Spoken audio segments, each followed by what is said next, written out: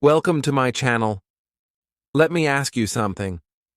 Have you been studying English for years, but still can't speak fluently? You're not alone. Most learners make the same mistake. But one day, I discovered a simple trick. No grammar books, no long vocabulary lists, just one thing, and my fluency exploded. Comment: I want this trick if you're tired of studying and want real English fluency. Stay with me, because in this video, I'll show you how I became fluent without studying. Chapter 1: The frustration of studying without speaking. He sat at his desk again, like every evening. Another English book opened. Another notebook filled with grammar exercises. Rules about present perfect, past continuous conditionals. All underlined in red. He had memorized hundreds of vocabulary words, made flashcards, and listened to hours of English podcasts. But deep inside, something didn't feel right. Because even after all this effort, he still couldn't speak. Not even one full sentence without stopping. Not without panic. Not without thinking too hard. Then came the moment that changed everything. He was in a shop. A lady looked at him kindly and asked, "Can I help you?" A simple question, easy words, he knew all of them. But still, his mouth stayed closed, his mind froze. The words he had studied for months disappeared. All that came out was silence. He smiled awkwardly, turned around, and left the shop. Embarrassed, angry, confused. As he walked home, one sentence repeated in his head. I studied for 2 years, and still couldn't say I need help in real life. And that's when the pain really hit. He thought, why do I know the rules, but I can't speak? Why do I understand English, but my mouth doesn't move? What's wrong with me? The truth is, nothing was wrong with him.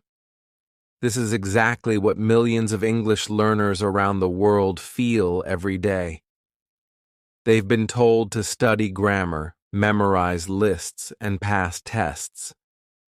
But no one told them the real secret to fluency.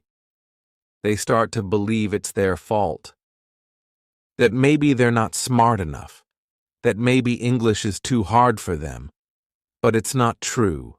The method is broken, not the learner. This chapter connects deeply with so many viewers, because almost every beginner watching this video has experienced the same frustration. The silent freeze, the dry mouth, the racing heart, the feeling of failure, and more than that, the feeling of being alone. But now, for the first time, they're hearing their story spoken aloud, and that makes them feel seen, understood, not judged. They stay watching because they want the solution.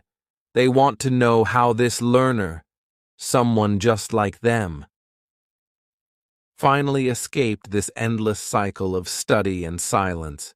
They feel the pain, and now they crave the breakthrough.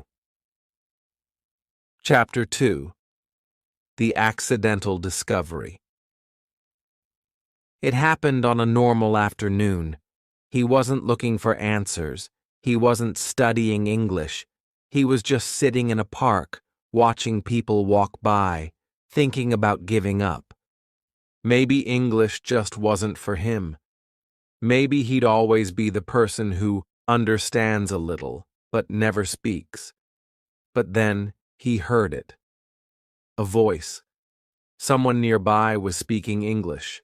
A foreign tourist talking to a fruit seller. The learner leaned in and listened. not the words, but the way the tourist spoke. Simple, natural, not perfect, but free. It was like the words came from inside, not from a textbook. And that's when something clicked. The learner thought, wait, this man isn't using fancy grammar.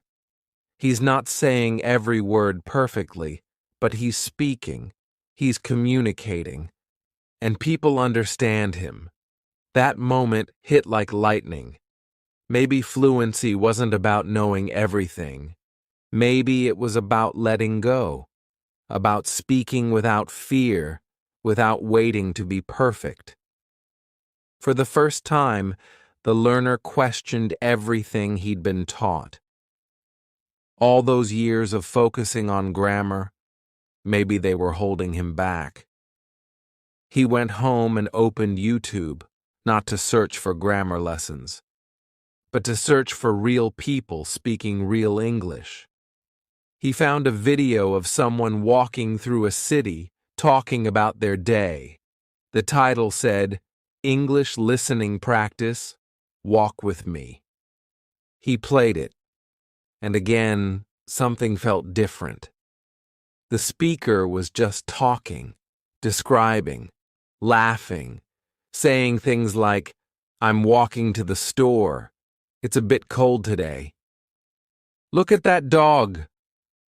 No complicated phrases, no grammar explanations, just real speech.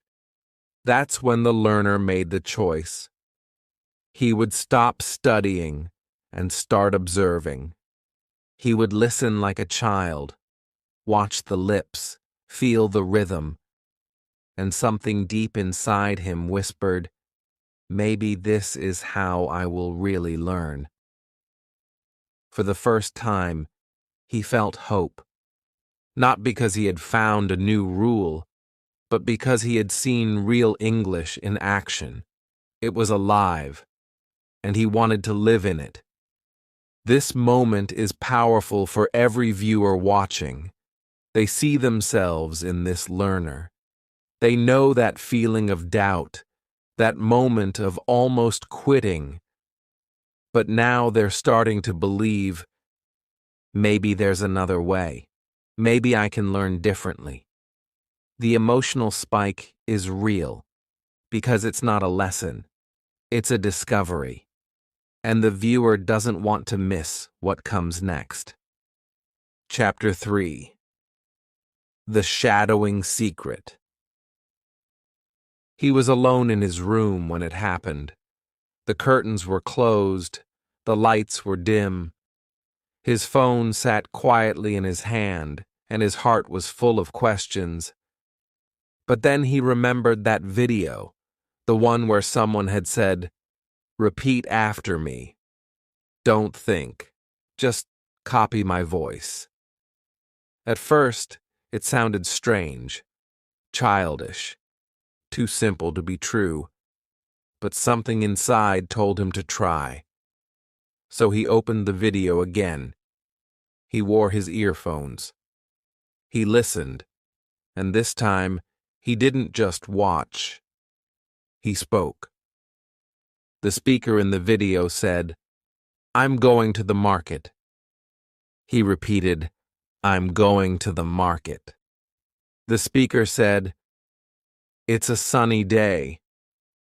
He echoed, "It's a sunny day." He didn't pause to understand the grammar.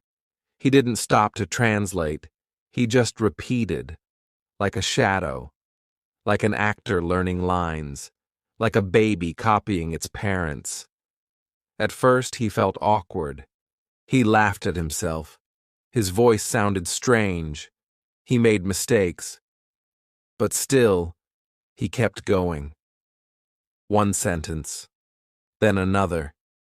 And then something unbelievable happened. The next day, while walking to a small grocery shop, he looked up at the sun and softly whispered to himself, "It's a sunny day." Wait, where did that come from? He didn't translate. He didn't plan. The words just came.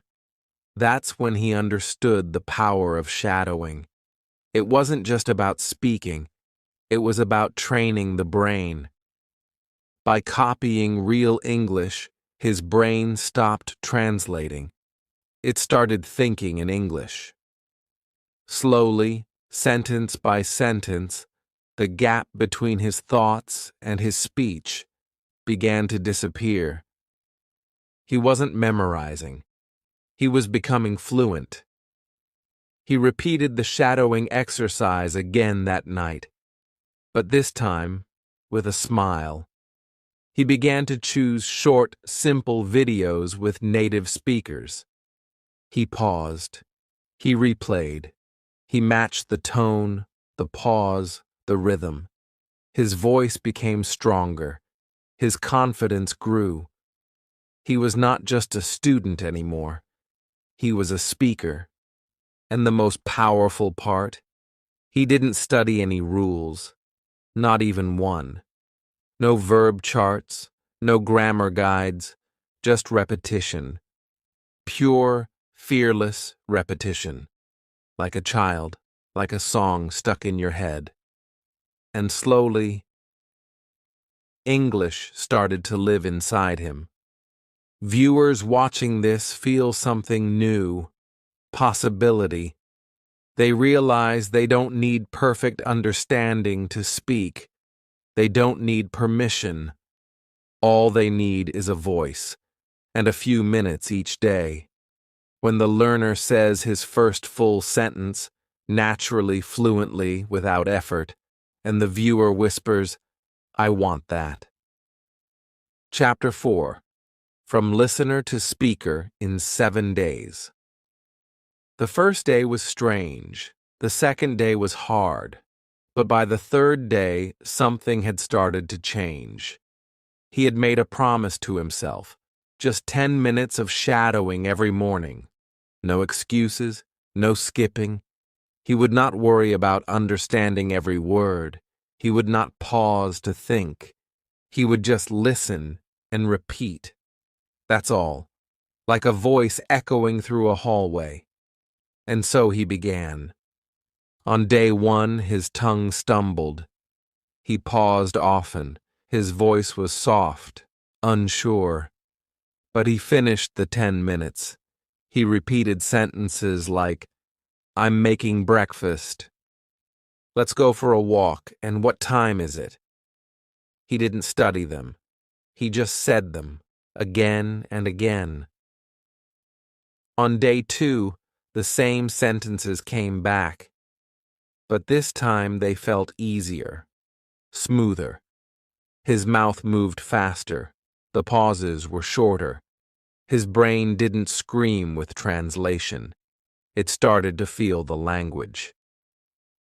By day 3, something magical happened. He walked to the mirror, looked into his eyes, and said, "I'm tired today, but let's keep going." He hadn't planned that sentence. It just came out, from nowhere, from inside. That's when he realized, I'm not just listening anymore. I'm speaking. I'm becoming the voice I've been copying. Day 4, day 5. He kept going. Same time, same routine. The sentences grew longer. His voice became stronger. He even began to use some expressions from the videos in real conversations. Once, while talking to a shopkeeper, he said, "I'm just looking around, thank you." The words slipped out easily. The shopkeeper nodded, smiled. That small success felt bigger than any grammar test he had ever passed. By day 7, he was no longer just practicing English. He was living it. The morning shadowing became his favorite time of day, a ritual, a habit, like brushing teeth, like drinking tea. It didn't feel like study. It felt like connection. The sound of English started to feel like home, like his own voice. And here's what he learned. Fluency is not about knowing. It's about doing. Not about perfection, but repetition. Again and again.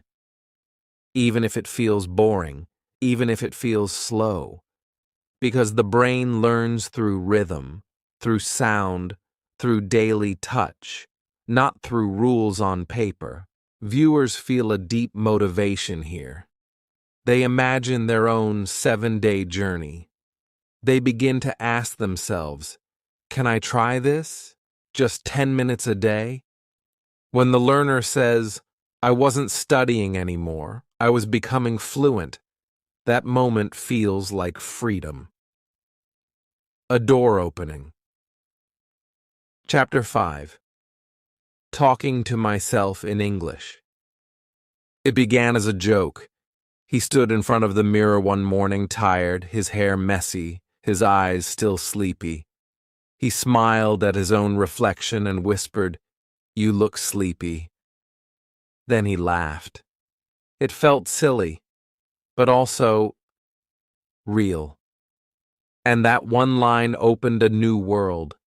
Because that day, he didn't just shadow someone else's voice. He started talking to himself in English, out loud. And for the first time, he wasn't just repeating. He was creating, responding, conversing with himself. Every morning, he made it a habit. He would walk up to the mirror and begin, "How are you today? You look tired. What's the plan for today?" At first, he used simple lines, phrases he had shadowed, but slowly, new sentences started to appear. His brain was now building them on its own, without rules, without translation. They weren't perfect, but they were his. That made all the difference. On the third day of this new habit, something powerful happened. He said, "You can do it." And as he looked into his own eyes, he felt those words deeply.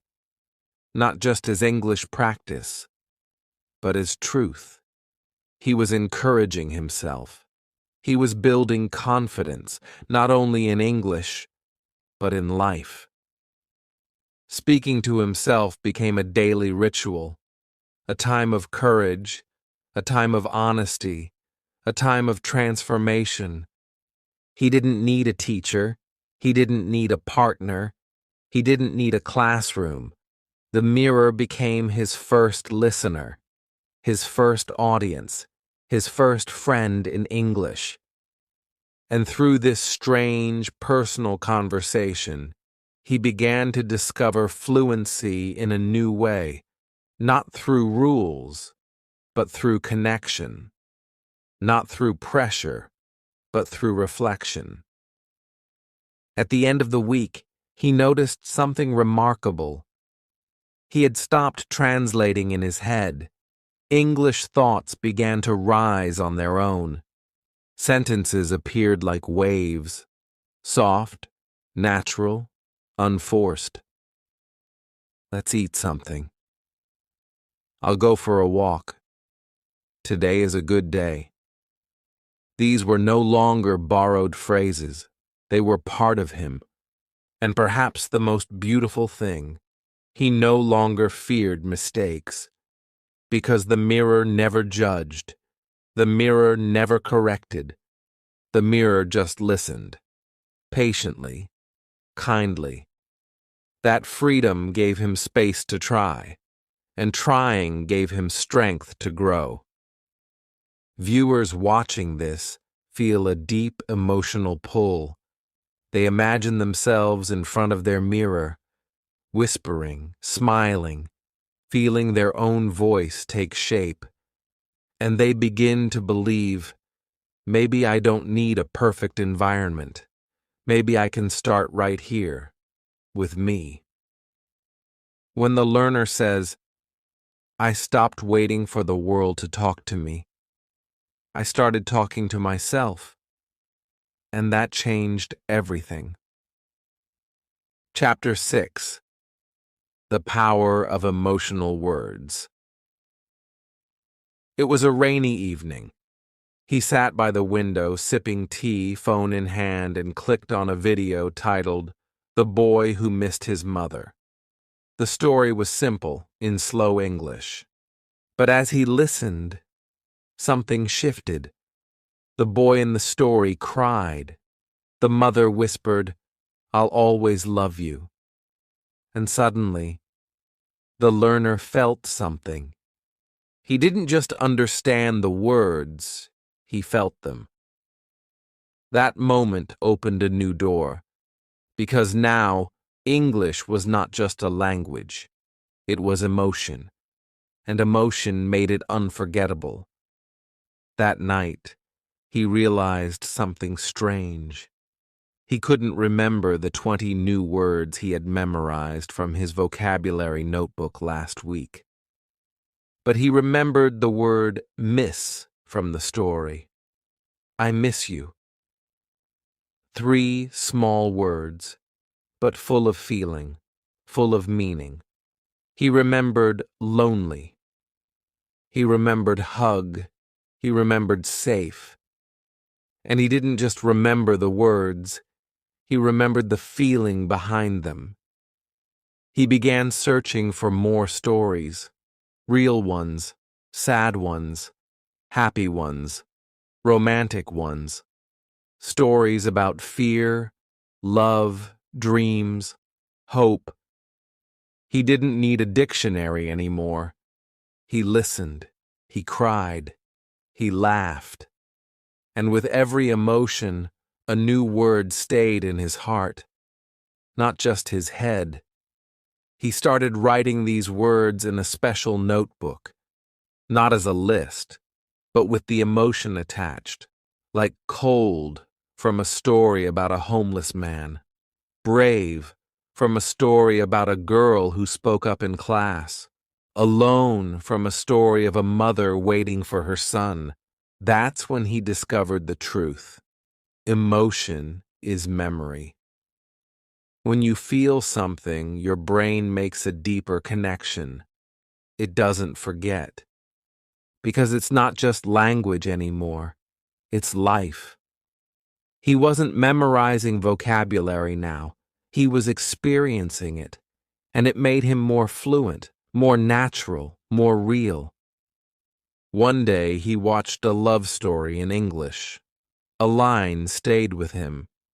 She waited, but he never came. That night, he used it in the mirror. I waited, but you didn't come. His voice cracked. It wasn't just practice. It was healing. The language had touched something deep. And the biggest surprise? He could now use these words in real situations, easily, without thinking, without translation, because they weren't just English words. They were part of his emotions, part of his story. He realized that boring word lists had no soul, but emotional stories, they had fire, and fire stays. Viewers watching this feel it too. They remember their own favorite stories, the ones that moved them, the ones they never forgot, and now they understand why. The emotional spike hits when the learner says, I didn't study these words, I lived them. That line becomes a turning point, a new way to remember English, a new way to feel connected. Chapter 7: No rules, just repetition. By now, he had given up the old way. No more grammar books. No more sitting at a desk trying to understand why the past perfect is used in one sentence and not the other. He no longer cared about getting the rules right. What he cared about now was rhythm, repetition, real words, real feelings, real use. Every morning, he shadowed a video. Every evening, he talked to himself in the mirror. And in between, he repeated sentences in his head. On the street, in the kitchen, while walking to the shop. It wasn't studying, it was living with English. He didn't say, I must remember this grammar point. He said, I'll just say it again. The same line, 5 times, 10 times. What time is it? How was your day? Can I help you? These became his daily food, not theory, just practical speech. He repeated because it felt natural, because it felt good, and slowly, the fear disappeared. The hesitation faded. He no longer worried about being correct. He only cared about being clear, being confident, being heard. He remembered a time when he had tried to learn conditionals. If I had known, I would have gone. And he felt lost. But now, he didn't learn the rule. He just remembered a sentence from a story. If I had seen her, I would have stopped her. He didn't analyze it. He just repeated it. Again and again. Until one day, he used it in real life. And it felt right. It came out like breathing. He learned a new word. He used it 10 times that day. He heard a new phrase.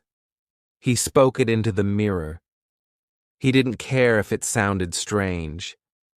He didn't care if someone laughed. Because now he had discovered the real trick. Fluency isn't about knowing more. It's about using what you already know, again and again. One day a friend asked, "How did you improve so fast?" He smiled and replied, "I didn't study. I just repeated." That answer confused many people, but for him, it was the truth. Repetition changed his life. It made English automatic, like a song stuck in your head, like a rhythm you can't forget. And it didn't take years. It just took consistency, small actions, every day. And most of all, it took courage. The courage to let go of perfection, to be okay with mistakes, to love the process, not just the progress. Because when you stop trying to be perfect, you start becoming fluent. For viewers, this chapter is both a relief and a revelation. They've been carrying the heavy weight of grammar for too long, but now they hear, you don't need to understand everything. You just need to say it, again and again. The emotional spike happens when the learner says, "My fluency didn't come from rules, it came from rhythm." That line stays in their mind. It becomes a mantra. Chapter 8. Real English in Real Life. He never imagined that buying bananas could feel like a victory. But that morning, standing in front of the fruit seller, he smiled and said, "How much for these?" The words came without fear. Simple, director, natural. The seller answered, and he understood. Not every word, but enough. He paid, said thank you, and walked away with a bag of fruit and a heart full of pride. Because for the first time, he had used English in the real world. Not in a classroom, not in his mirror, in life, and it worked. That small conversation gave him something grammar books never did: confidence. He wasn't fluent like a native speaker. He wasn't perfect, but he didn't need to be. He had crossed the line between learner and speaker. He had entered a new world, the world of real English. From that day on, he looked for small chances to use English, ordering tea, asking for directions, saying good morning to a foreign visitor. These tiny moments became gold. They built him up, one sentence at a time, and something else changed too. He stopped being afraid of people. Before, he worried, what if they laugh at my English? What if I make a mistake? But now he knew, people don't care about perfect grammar. They care about connection. They smile when you try. They help when you're stuck. The world became his classroom. The city became his teacher. One day, he met a tourist looking for a hotel. The man asked, "Do you speak English?" For a second, the old fear returned, but then he nodded and said, "A little. I can help." And he did. He explained directions using simple words, gestures, and confidence. The tourist thanked him, and that one sentence, "I can help," echoed in his mind all night, because it wasn't just a sentence. It was proof. He had grown. He started carrying a small notebook. But not for studying. It was for real-life English. Words he used, sentences he heard, things he wanted to say. He would note them down and shadow them later. Not because he had to, but because it felt real. Alive. His English was no longer something he practiced. It was something he lived. This chapter deeply touches the viewer's dreams. They want this too. To speak to someone, to ask for help, to travel without fear. And now, they believe it's possible. They realize they don't need to move to an English-speaking country to practice. They can start where they are, at a market, in a shop, at a bus stop. The spike moment arrives when the learner says, "I used English to help someone, and it made me feel proud." That's what every learner wants, not just to speak, but to feel good while speaking. Chapter 9. You don't need to study. You need to speak. He looked back at his journey, the grammar books, the vocabulary lists, the hours spent translating every word in his mind. And then he looked at where he was now, speaking in real situations, shadowing with joy, thinking in English without even trying. And he realized the truth, the final truth that changed everything. Fluency doesn't come from studying. It comes from speaking. He had wasted years trying to be perfect. He used to think, "I'll speak when I'm ready." But now he understood. Speaking makes you ready. The more you speak, the more your brain opens up. The more your mouth gets used to the rhythm, the more natural it feels. He remembered the fear he used to feel, the pressure, the shame. All of it melted away the moment he stopped focusing on being correct and started focusing on being clear. Now, English was no longer a subject. It was a tool, a friend, a bridge. He used it every day, not just to learn, but to live. And here's what shocked him most. He was speaking better now, without studying, than he ever did when he was stuck in grammar rules. Why? Because speaking is practice. And practice makes fluency. Not theory, not perfection. Just daily, emotional, fearless use. He no longer said, "I'm learning English." He said, "I speak English." Even if it wasn't perfect, even if it was simple, because the words were real, alive, his. He wanted every learner watching this to understand what took him years to discover. You don't need to study more. You need to speak more. You don't need to be perfect. You need to be present. You don't need to remember rules. You need to repeat real sentences. Fluency is not in the book. It's in your voice. Use it. He ended the journey with a challenge. Not a grammar test. Not a vocabulary quiz. A speaking challenge. Talk to yourself for 5 minutes a day. Mirror talk, shadowing, doesn't matter. Just speak. Every day. For 7 days. And see what happens. That was the trick. That was the method. That was the truth that finally made him free. The emotional peak here is powerful. The viewer feels it. They've been stuck too long, studying too long. Now they understand. It's time to speak. Not tomorrow.